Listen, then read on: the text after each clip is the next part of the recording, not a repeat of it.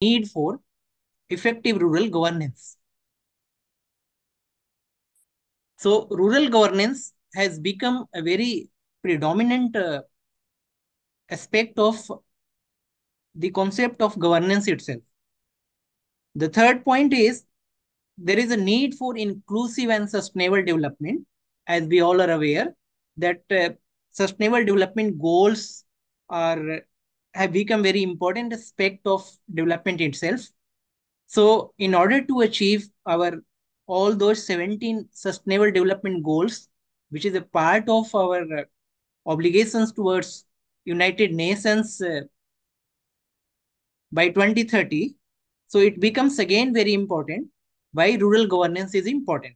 So now let me give you a broad outline of a broad framework of how this rural governance course is going to be completed. So this entire course of rural governance, it has been divided into 5 blocks, and each block will cover 2-3 units. So today we are going to cover introduction to rural governance, and the part of that will cover 2 units. The first unit is socio-economic structure of rural India, and the second unit is rural development policies and programs. So on in second unit, we will largely give you an overview of how rural development policies and programs have been implemented, how effective they have been implemented. Okay. So now let us start with our socio-economic structure of rural India. See, in order to have an effective rural governance, it is very important to understand the socio-economic structure of rural India. Because unless we understand the socio-economic structure of our rural India, the programs and policies of the government towards rural development won't be able to won't be effectively implemented. So it is very important that we understand socio-economic structure of rural India. So the objective of this first chapter, that is the socio-economic structure of rural India, is we will try to understand the socio-economic structure, its meaning, and what are the some fundamental components of rural India. Then we'll also learn about what are the some features of rural India and what are its significance and importance. Then the third important objective is we'll also try to understand socio-economic and political structure of rural India. Okay. So now the next question comes that why it is important to understand socio-economic structure of rural India. Is it really important? In order to have an effective rural governance, whether there is a need to understand the socio-economic or political structure of rural India. After that, we'll go through there are some elements of rural society. So what are the some specific elements of rural society that also we'll cover. Then we'll also learn about rural economy, politics of rural India, and then we'll have discussion and some questions or queries. And after that, we'll sum up this topic. Okay. So after covering this topic, we'll also cover, there is another chapter of block 1 only, that is rural development policies and programs. Okay. So let us first cover the socio-economic structure of rural India.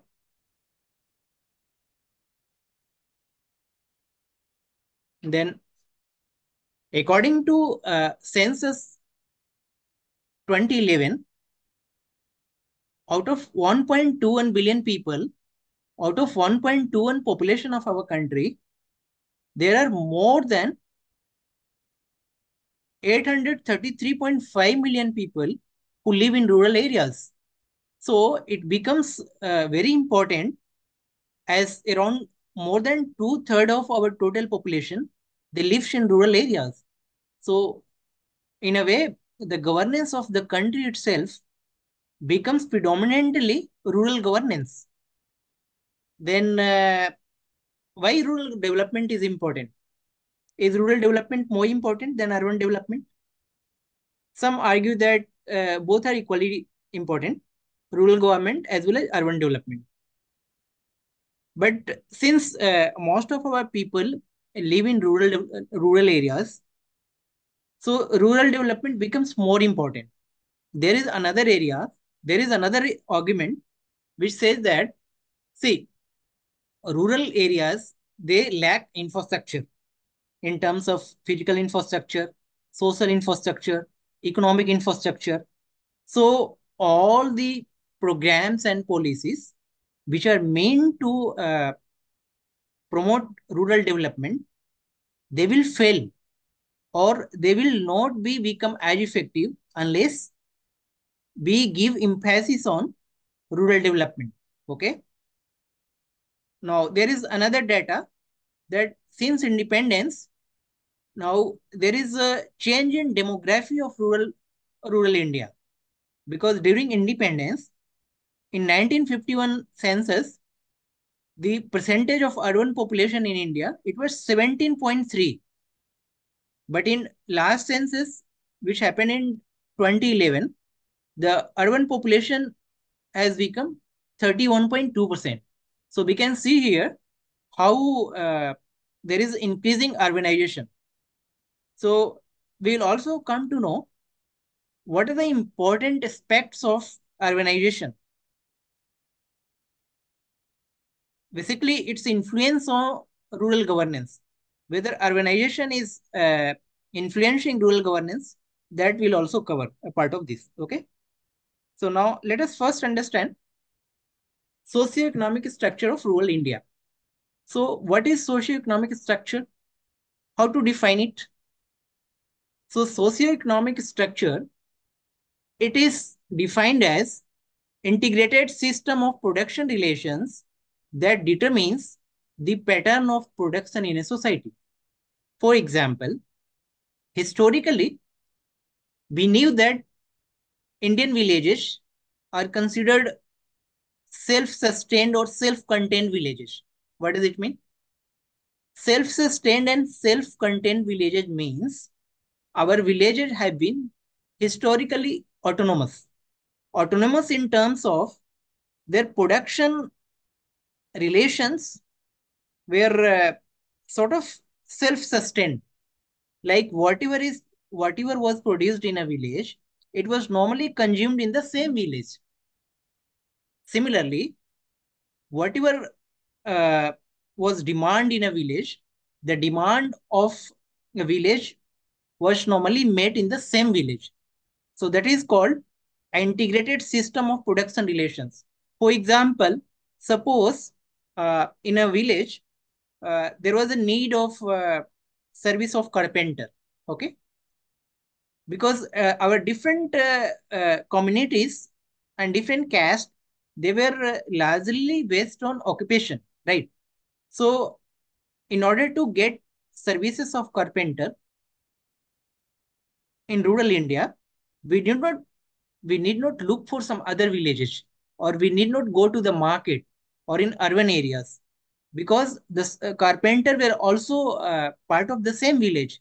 Similarly, if we need like some services of cobbler, some other services, our helpers, so all these our helpers, they were available in the same village. So that's why it is called that there was an integrated system of production relations, and there was a pattern of production in our rural India. Now, this concept of self-sustained village, it was relatively stable.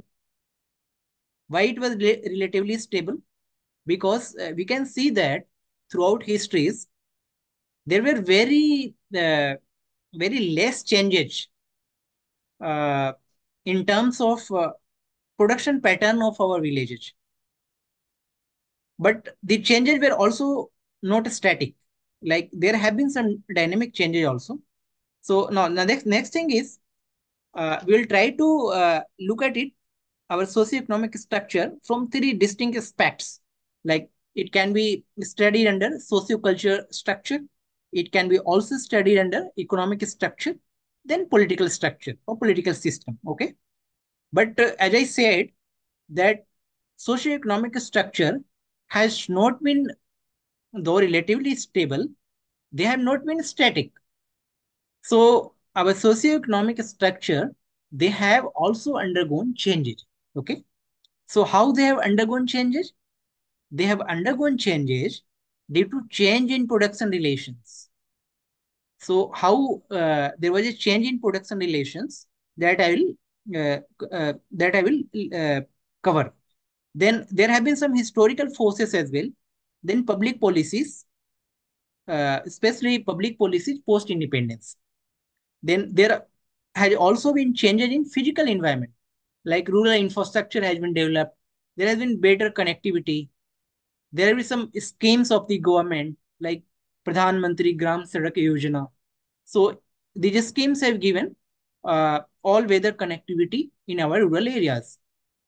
Then the another factor which has played an important role in change of socio-economic structure of rural India is technological advances, use of technology.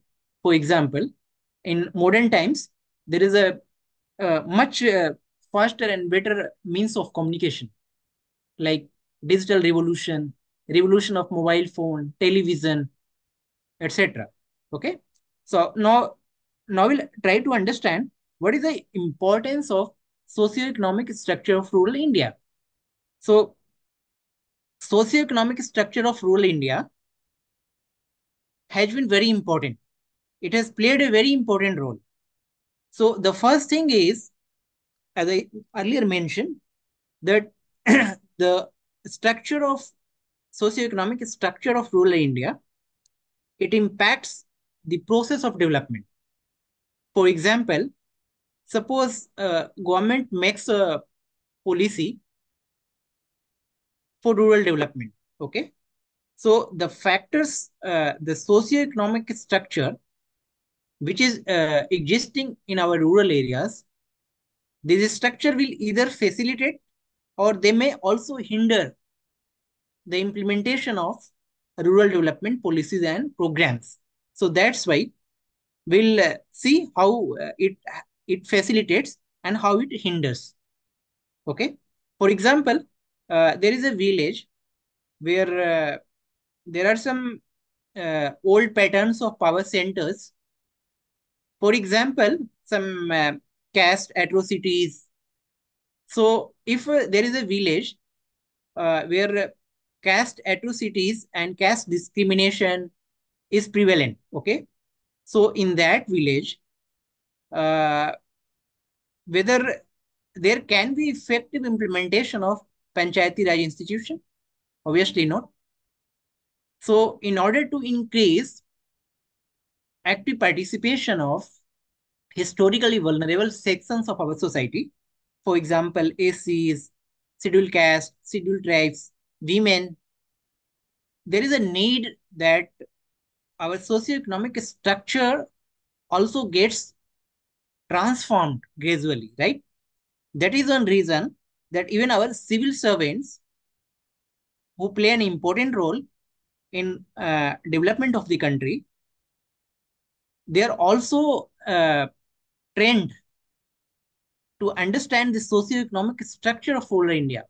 Because unless our bureaucrats or our administrators, they understand the socio-economic structure of rural India, they won't be able to make effective policies and they won't be able to effectively implement those policies.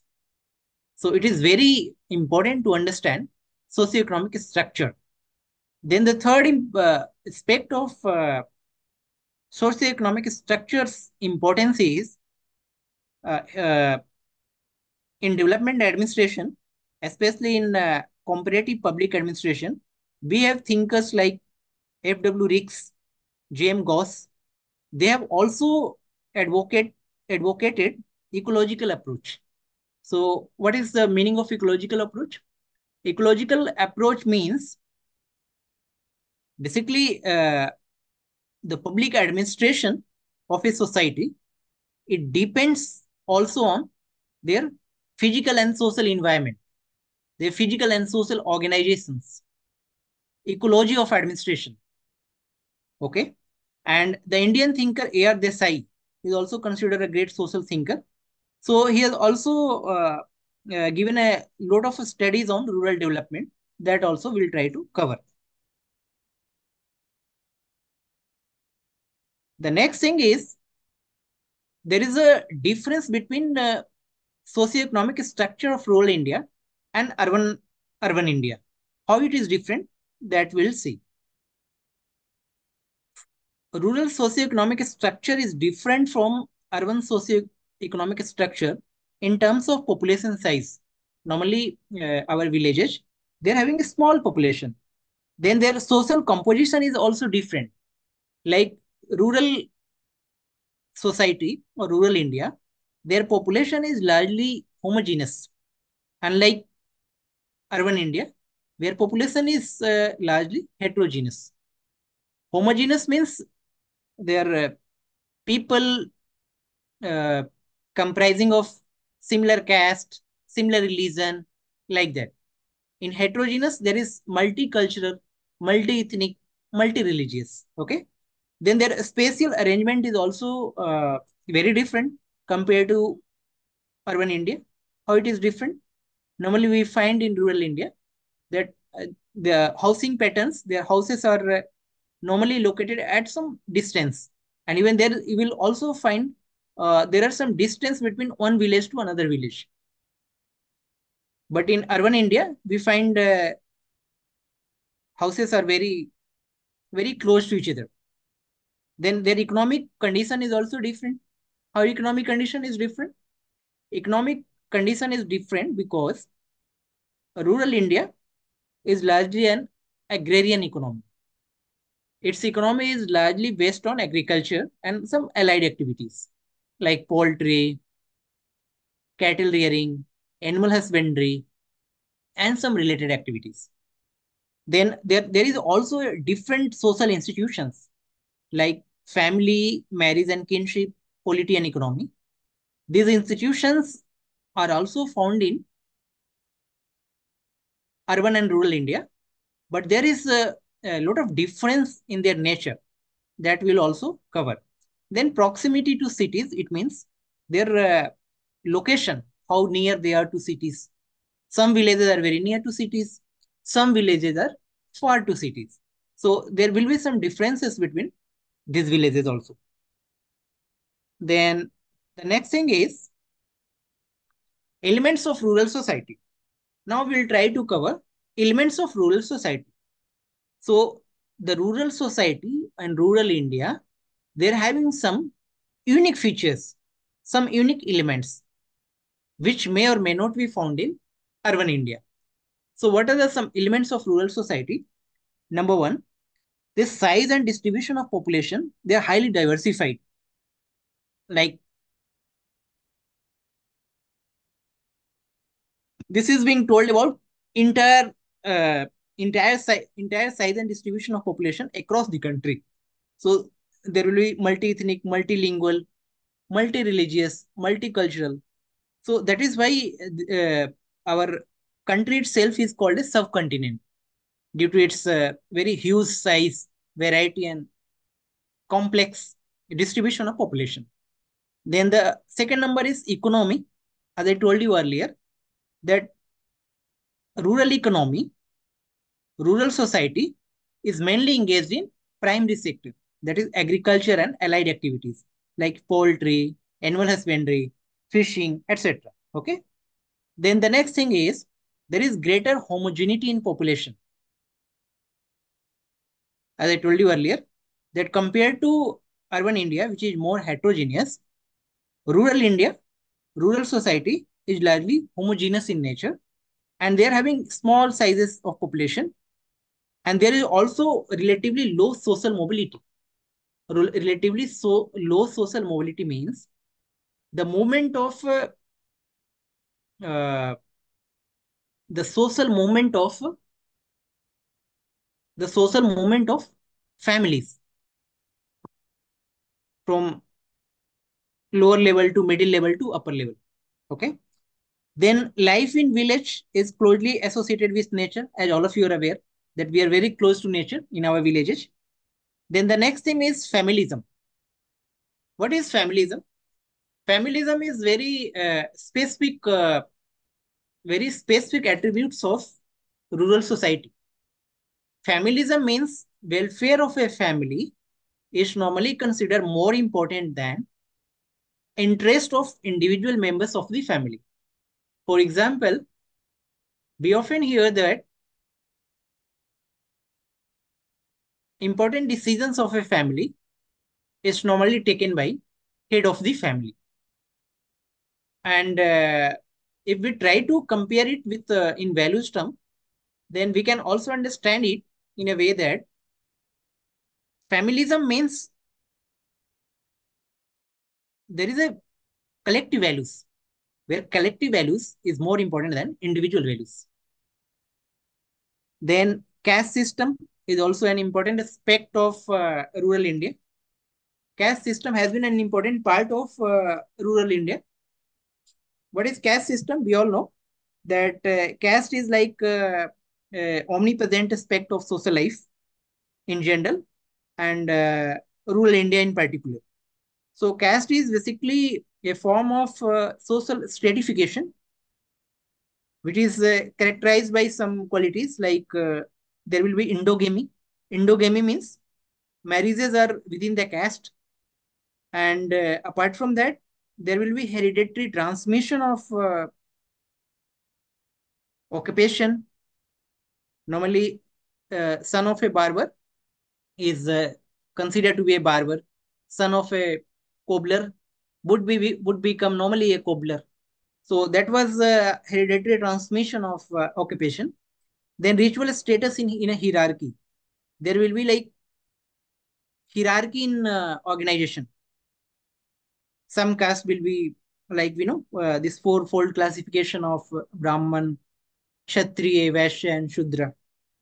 Then there will be customary social interaction, and there will also be exclusion, which is based on cultural notions of purity and pollution. Some caste they were considered more pure, and some were considered polluted, like untouchables and all. Okay. Then religion is what is religion? Like how to define religion? So religion can be said as a belief system of beliefs and practices which is related to some sacred things that unite followers of a particular religion into a kind of moral community. Okay, into a kind of moral community. So religion is also an important element of rural society. Then comes kinship ties. Kinship ties is also very important because marriage, like marriage and kinship. So marriage is considered a very old social practice. It generally binds a male and a female in a lifelong relationship, right? So marriage practices of rural people, they're also not all over the India. Like there are some variations uh, in marriages of rural India. And these variations differ basically based on religion, reason, caste, subcaste, and economic status also, right? But normally, marriages are generally monogamous and they are based on patriarchy in the sense that groom side is normally considered an upper hand in the relation. There is prevalence of dowry in spite of like there have been some acts and regulations for prohibition of dowry, but still dowry is prevalent in rural India. Then kinship ties. What are the kinship ties? Kinship ties among rural people, they are relatively very strong as compared to urban people. Here, relatives are they're invited for and they're obliged to attend some important life cycle celebrations like marriage, births, death rituals, housewarming events, and etc. So kinship obligation they are very very strong, and they are also considered sometimes. time consuming, and expensive to keep up. That's why now we can witness that there are some dilution of kinship ties across the villages as well. Then the next thing is customs and traditions. So what are the customs and traditions? Customs and traditions basically are common way of doing things, which is something that many people do and they have done for a long time, right? So many customs are those which are handed down from the past, like respect for elders, patriarchy, subordination of women. Some customs are not necessarily morally right, ethically right. They are immoral as well, but still they are acceptable in the society since they have been transmitted across the generation to generation, right? Then the language is also another important element of rural society. Language is a means of communication and it is actually a basis for social interaction. Normally in a village, normally all over the country, many languages are spoken, but in a village, normally there is a common language. Okay. Then status of women is also an important element of rural society because historically women they have been subjugated compared to men. So female subjugation is more intense in rural areas. It's not that it is not in urban areas, but compared to urban areas, it is more in rural areas. Though there are laws that guarantee equality of gender equality in terms of property inheritance, family headship, but often again, uh, property inheritance and family headship, they are largely done by male lineage only. Okay. Then let us move to rural economy. As I told you earlier, that rural economy is predominantly agrarian economy, as two-thirds of population and workforce they live in rural areas. That's why it is considered backbone of the overall economic development of the country. So agriculture is almost mostly around 100% or mostly in rural areas, but manufacturing and construction have also become an important aspect of rural economy because there is a large scale participation of rural workforce in manufacturing and construction as well. Then Indian villages, as I told you, Indian villages has been historically self-sufficient and self-contained economy. Now, why? What are some issues with rural economy? There have been some issues with rural economy as well, like low productivity. As we saw that two-thirds of our workforce they are engaged in agriculture, but agriculture provides around 46% of national income. So that is how we can see that how there has been low productivity. Then our agriculture has been historically as a sustenance farming, mainly is for sustenance only. There was very less surplus earlier before Green Revolution. After Green Revolution, now situation have changed. We are we have now become exporter of food grains. Now another important issue is there is underemployment and disguised unemployment. What does it mean? Underemployment and disguised unemployment or disguised employment. It means that more than required people are engaged in agriculture. And agriculture, that's why agriculture is not very profitable. It is also labor intensive. Then there is also lack of investment in agriculture.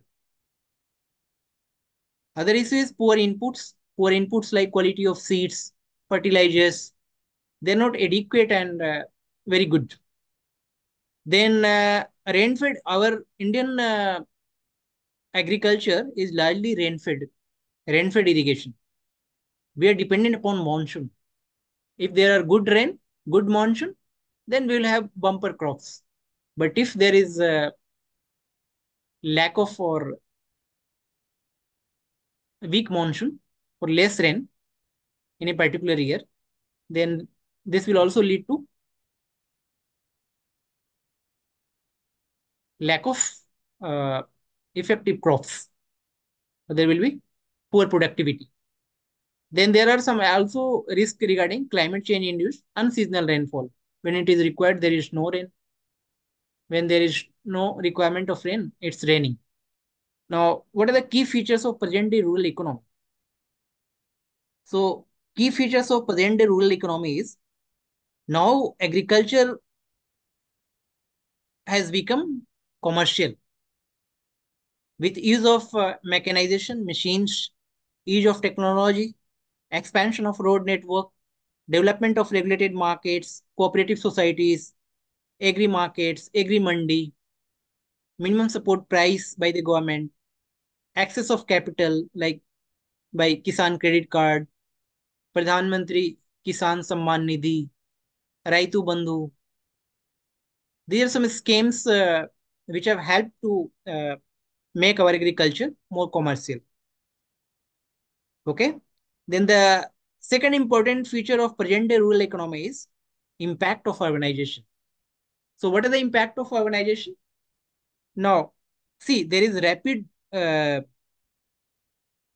urbanization in our country, as we have seen that during 1951 census, around 17.3% our population was urban. But in last census, 2011,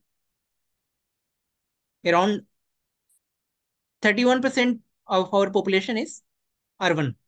So now, what has it led to rural India, rural economy? There is a term called rurbanization. Rurbanization means impact of urbanization on rural areas. So what is this? What does it mean? It means there has been disintegration of traditional joint family. Like because some of the family members they are migrating to urban areas. Due to migration, there has been disintegration of traditional joint family. Now, disappearance of neighborhood in village communities, you will find a neighborhood around you. But in due to increasing urbanization, like some of the neighbors, they are migrating to urban areas, cities. So that's why there is disappearance of neighborhood. Then the next is emergence of individualism. Urbanism, urbanization focuses on individual values due to globalization and all. There is more emphasis on individual values, consumerism. So these are essentially lead to emergence of individualism, individual values. Like we saw earlier, there was familism. Now this familism is giving way to individualism. Then creation of new social institutions like housing societies, urban clubs, sporting clubs. There are different clubs. So these are some new social institutions which are being created due to urbanization. Then increasing urbanization also leads to increasing contacts. Now there have been better means of communication, as we talked it earlier, radio, television, mobile phones. So overall, there is modernization of rural society, rural economy as well. Some urban values and lifestyles, they're also coming into play. Then earlier, there was less demand for industrial goods in rural areas, but now things have changed. Now there are demand for industrial goods in rural areas also because income of people living in rural areas is also increasing, right? Then there have been institutional changes also, like post-independence reforms. See, before independence, in pre-independence era, Britishers they neglected rural economy. But post-independence reforms, post-independence India, our government has taken a lot of reforms like land reforms in terms of land ceiling acts, abolition of jamindari, community development programs, national extension services. Panchayati Raj institutions, 73rd Constitutional Amendment Act of 1992. So all these institutional changes, they also transformed the rural economy. Okay. Then the next is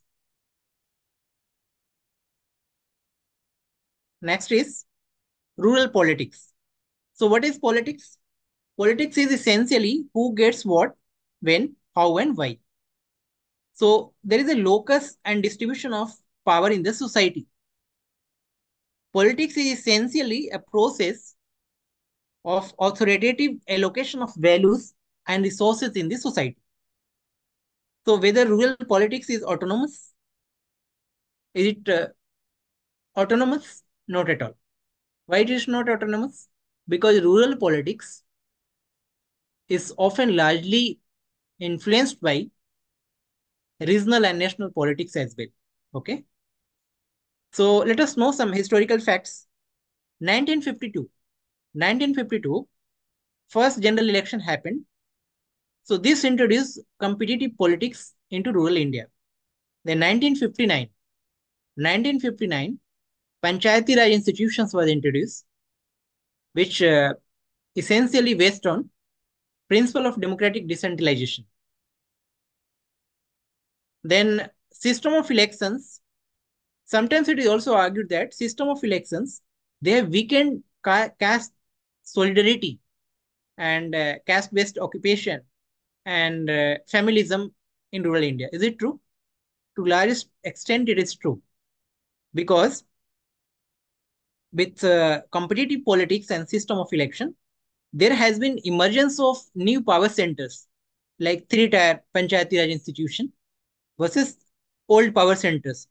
What are the new power centers? Were like Panchayati Raj institutions, village panchayats, then mandal panchayats, jila parisads, cooperative societies, farmer producers organization, mahila mandals, self-help groups, etc. Then what were the old power centers? Old power centers were in terms of landlords, caste heads, hereditary village officials. So now there is a like new power centers have been introduced. Then there are some factors which influence rural politics. What are those factors? Rural politics is often influenced by caste factors, family considerations. Like there is a very popular saying in rural India that we don't caste vote, rather we vote our caste. This is considered still to large extent true in rural India. Rural India. Then party affiliations also influence rural politics, money and muscle power. Then occupational background also, because there are some associations based on occupation as well. So all these factors influence rural politics. Then the next thing is impact of modern rural politics. What is the impact of modern rural politics? So modern rural politics has certainly introduced participatory democracy in our country. Like there is increasing participation of vulnerable sections of our society or those who were exploited, like is scheduled caste, scheduled tribes, women, OBC, and this has certainly lead to poverty eradication, poverty reduction. We'll say not poverty eradication, poverty reduction, then employment generation. These programs have also helped to help in asset creation, then improvement in social indicators like health and education, and they have also spread awareness generation. And what were the some challenges? However, there were some challenges as well. So the challenges of rural politics is still there is a prevalent corruption, red tapeism in bureaucracy, then poor program implementation, poor allocation of resources. So these were some challenges. Then the next topic is rural development policies and programs. We'll just uh, try to look at an overview. We'll try to understand what are the objectives of this rural development policies and programs overview. Then concept of rural development policies in India. What are the goals? What are the some components of rural development? Then we'll also try to cover major rural development programs since independence. So let us try to understand concept of rural development. What is rural development? Rural development is normally considered a multi-dimensional and multidisciplinary concept. This is a very comprehensive term. United Nations has given a very comprehensive definition of rural development. According to UN, rural development is a process of change by which efforts of people are united with those of the government authorities.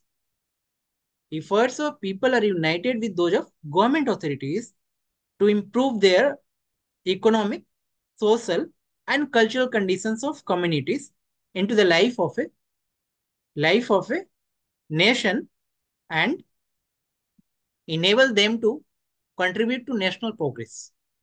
So overall, rural development is linked with overall development of rural areas with a view to improve quality of life of rural people. So sometimes it is also called that rural development means two things. Number one, development of rural areas, and number two, development of rural people, right? So now development of rural areas, it is essentially focused on development of agriculture and allied activities. As I told you that agriculture is a very the most important activity of rural India because majority of our population, rural population, they are engaged in agriculture and allied activities. Then the next comes infrastructure. Infrastructure covers like socio-economic structure, school, hospital, etc. Physical infrastructure like road, connectivity, and all. Then digital infrastructure as well, where broadband connection, digital, which is trying to bridge digital divide in our country. Then there are some community services. Human resource development also is an important aspect of rural development. We try to build more schools and hospitals, which is part of human resource development as well, right? Then the next thing is there is a minor difference between policies and program, and that we should be very clear about. So, what are the policies? Policies are basically set of intended actions to achieve specific goals. And what is the program? Program are more specific and narrower than policy. Program focus is more targeted and it's narrow focus. But policies are having set of broad intended actions, right? Then next is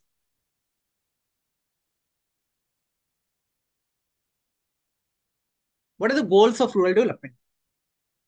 Concept of rural development we have covered. Now let us cover what are the goals of rural development. So there are some major goals of rural development. For example, poverty reduction and eradication.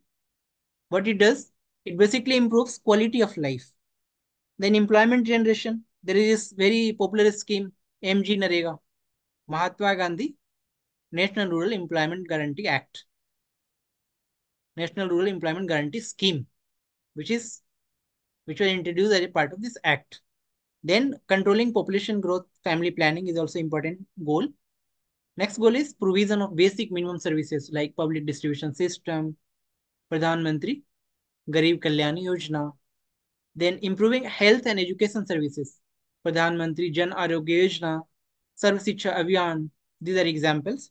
Then all weather road connectivity. The popular scheme is Pradhan Mantri Gram Sadak Yojana. There are some schemes of the state government as well. Then participatory development process, 73rd Constitutional Amendment Act of 1992, self-help groups, cooperative societies. These all are examples of participatory development process. Then preventing pollution and promoting environmental sustainability, like air quality index, afforestation, compensatory afforestation.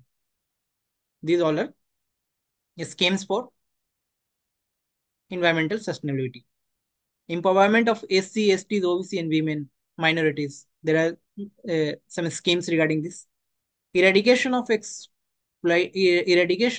exploitative social practices. They are also considered goals of rural development.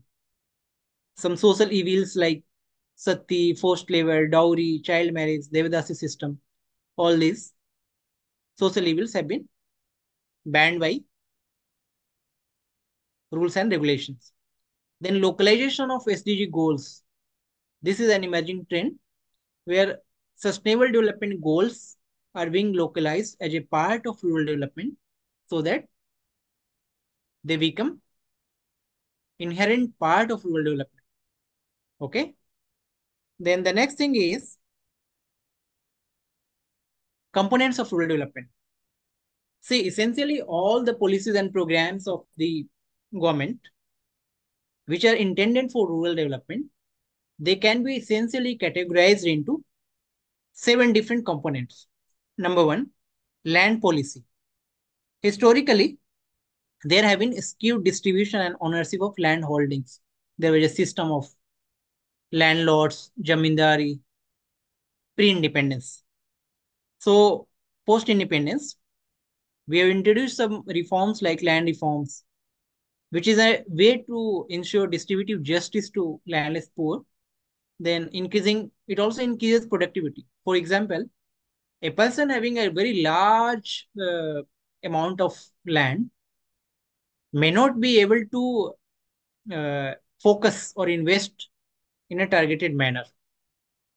But at the same time, if person is having a small piece of land, that person can invest a lot of resources to improve productivity of the land. So increasing productivity is also a goal of land reforms. Then land reforms has also led to better resource utilization. It also covers protection of tenants and land ceilings. Then another important component is technology policy. In terms of planning, innovation, research and development, for example, land digitalization, GIS mapping, smart agriculture, mechanization. TRISEM is a scheme of the government which is called training of youth for self-employment. Then agriculture policy, third, major employer. Agriculture is major employer as we saw that two-thirds of rural population, they're engaged in agriculture. Two-thirds of the overall population who are living in rural areas, they're engaged in agriculture. So agriculture has become a key to balance rural development. And agriculture has been a focus of our 5-year plans right from the beginning. Then government has also introduced MSP, minimum support prices, in order to have better return, adequate return for our farmers. Subsidies are also there. Kisan credit card, PM Kishan.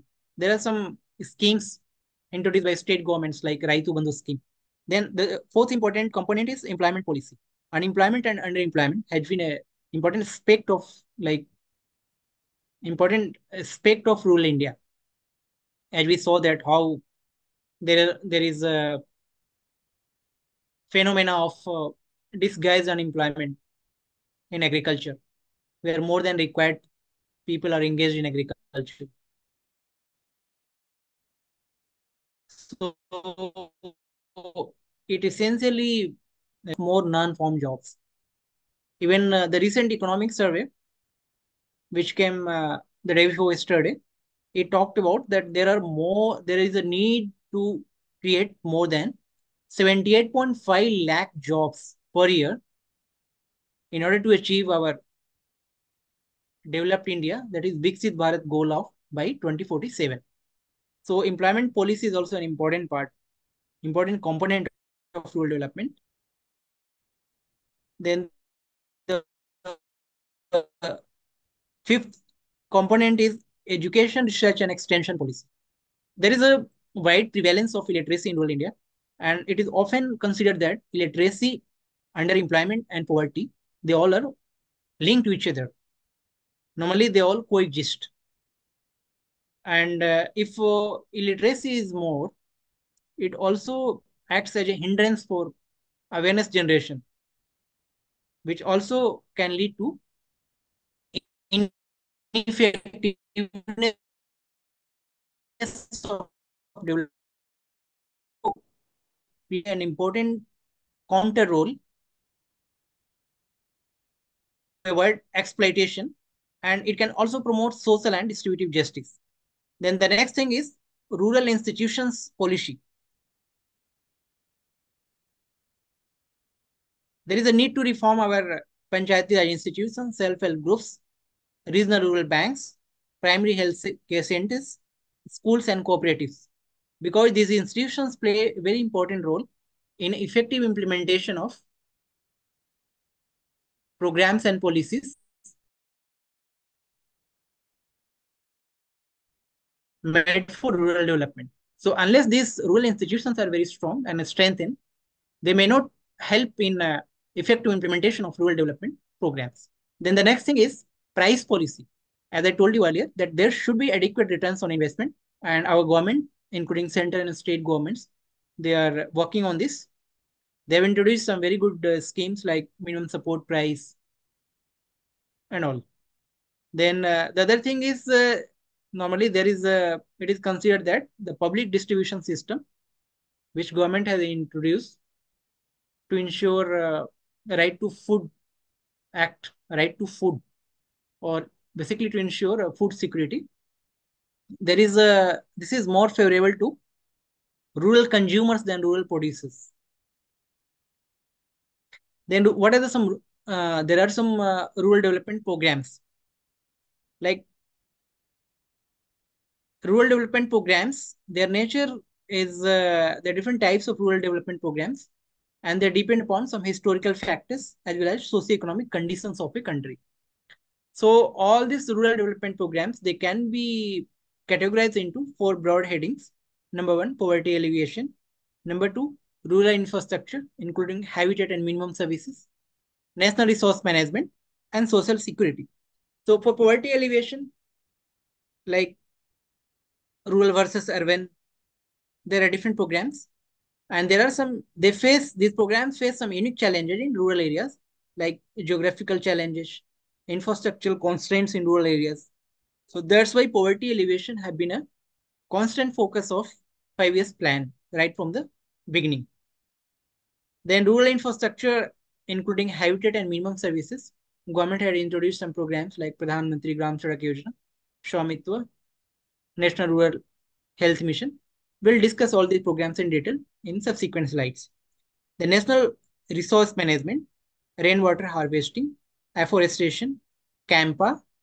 CAMPA is compensatory afforestation, wildlife protection, social security, old age pension scheme, pension for physically challenged person. Then the next is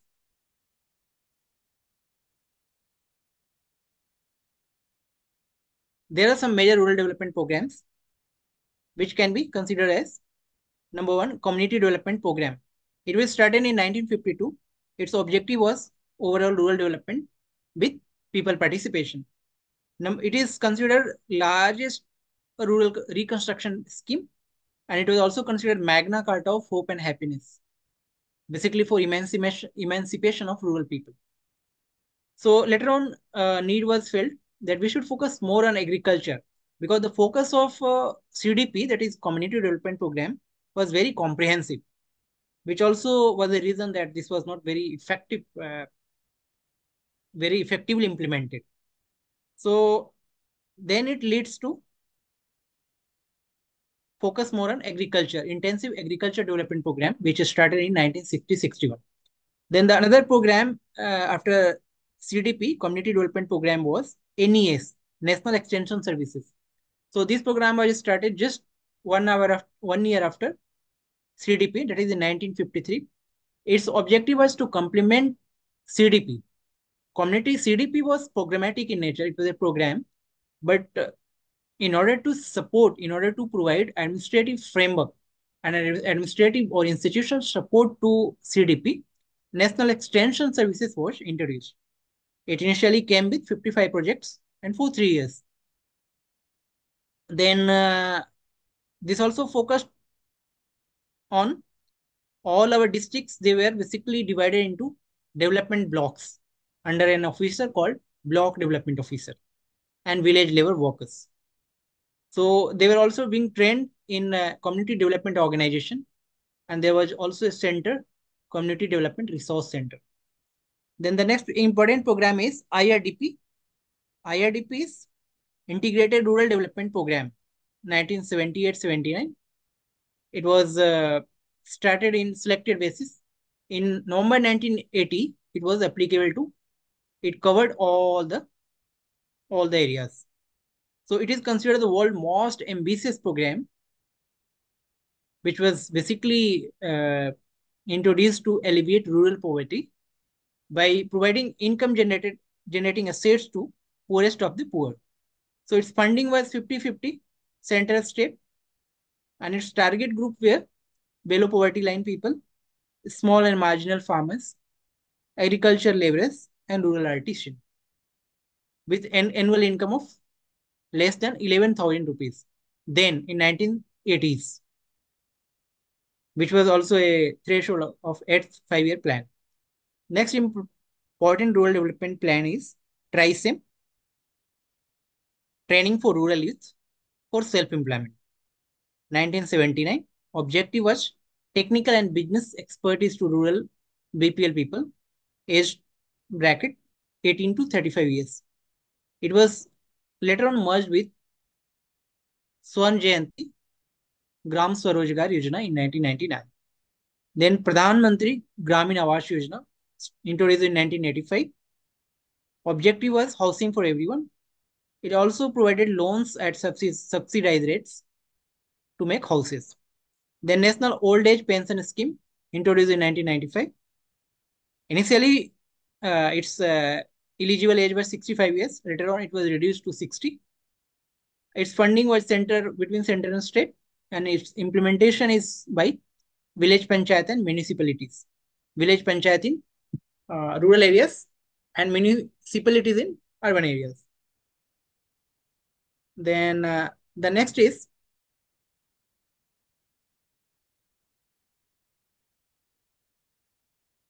National Family Benefit Scheme, started in 1995. It was sponsored by central government, but later on it was transferred to state. And basically 20,000 rupees was provided to breadwinner after death of the family head. Then there is a scheme called Village Grain Bank Scheme, introduced in 1996. It was largely focused on food security, where needy people who could not afford to buy food grains, they could borrow food grains from Village Grain Bank, and later on they can return it. Then there was a scheme called Annapurna, introduced in 1999-2000, which was its target were eligible senior citizens, which was not covered under National Old Age Pension Scheme. They were given 10 kg food grains, largely poorest of the poor. Then Swan Jayanti Gram Swarojgar Yojana, started in 1999. It is a group-based approach which is focused on self-help group activity clusters based on skill and aptitude. And its funding is done by banking, NGO, and FI. FI is financial institutions. Then Jawahar Gram Samriddhi Yojana, 1991. It was later on a restructured version of Jawahar Rojgar Yojana. It focused on rural infrastructure like roads, sustained wage employment. Then there are similarly there are some other schemes like Pradhan Mantri Gram Sadak Yojana, Sarv Shiksha Abhiyan, Swajal Dhara. Then Pura is a very important concept. It is a brainchild of our former president, Dr. APJ Abdul Kalam, which is essentially meant to provide urban amenities PURA essentially it stand for providing urban amenities in rural areas. It means whatever some urban facilities and some urban infrastructure is available, we should also try to provide those infrastructure in rural areas. There is another scheme called National Maternity Benefit Scheme, started in 2005, where 6,000 rupees is given to pregnant women in three installments. So this scheme is intended to reduce infant mortality rate and maternal mortality rate. Maternal mortality rate. Then there are some other scheme called National Family Benefit. This we already covered. Then if you are having any questions, you can ask me. In our subsequent class, we will try to cover another block. There is no question. Okay. Thank you, everyone.